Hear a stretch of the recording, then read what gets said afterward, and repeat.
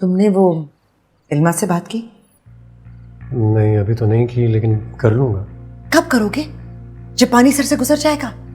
शादी के दिन करीब आ रहे, मुझे हौल उठ रहे और तुम्हें वक्त गुजारी सूझ रही है। अच्छा अम्मी, मैं कह रहा हूँ ना, कर लूंगा बात। अच्छा, वो मैंने एक घड़ी देखी थी कढ़ाई पर बांधने वाली, उसके कमरे में। बड़ी खूबसूरत है, किसी ने शादी पर तोहफे में दी होगी। उसकी बात भी कर लेना। नहीं, अब सोबिया ब्याह कर दुबई जा रही है, उसके हिसाब से चीजें देनी पड़ेंगी ना। ठीक है, मैं कर लेता हूँ बात। कब मैं जाऊँ? हाँ जाओ, सो जाओ।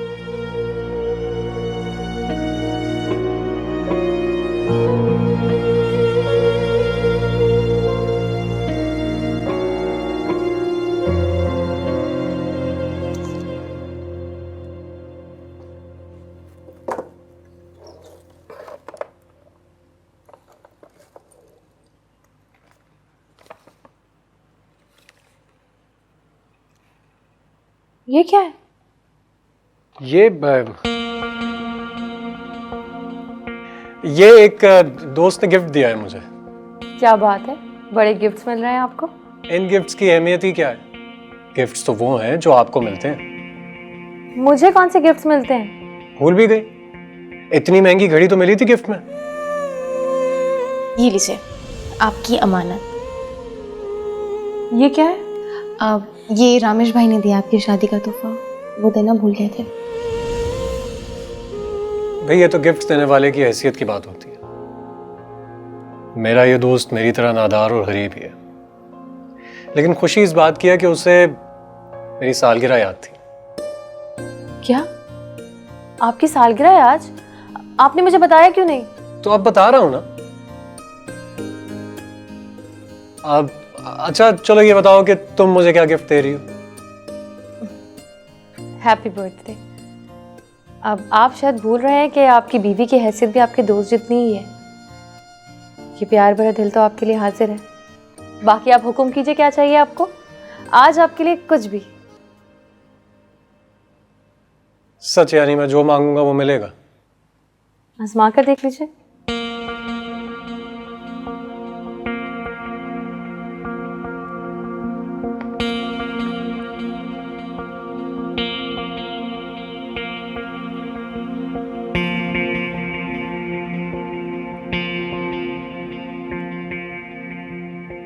तुम अपना जहेज का सारा सामान सोबिया को दे दो।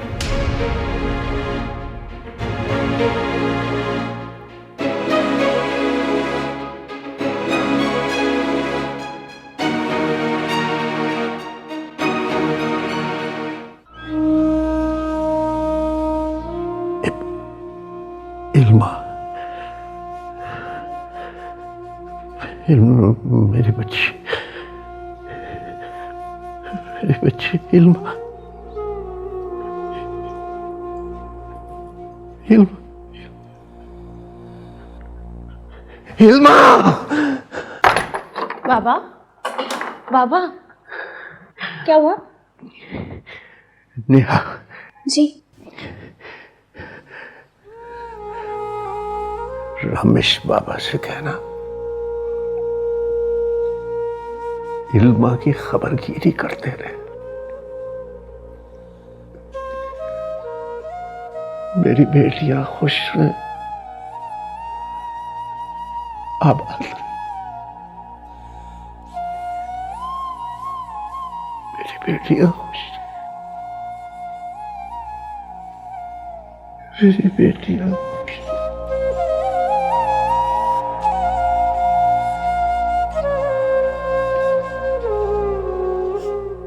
प्लीज इल्मा, मेरी पोजीशन को समझने की कोशिश करो। देखो, जैसे ही मेरे हालात बेहतर होंगे ना, मैं तुम्हारा सारा सामान तुम्हें लौटा दूंगा। लेकिन ये मेरी इज्जत का मामला है, बात को समझो प्लीज। सर पाप, बात चीजें लौटाने की नहीं है। आपकी और मेरी चीजें एक दूसरे से अलग अलग नहीं है। मेरी हर चीज पर आपका हक है, लेकिन मेरे जहेज की ये चीजें मेरे बाबा ने बहुत मेहनत और मोहब्बत से जमा की है।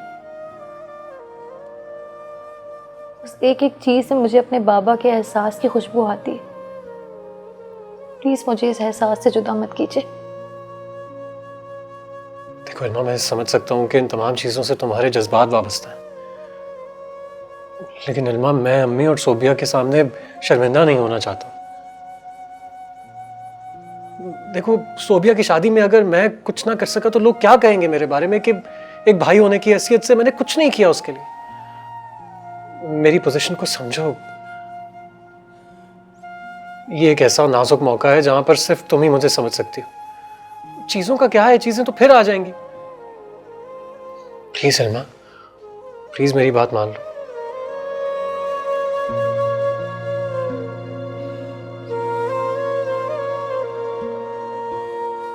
समझ लो ये मेरा बर्थडे गिफ्ट है।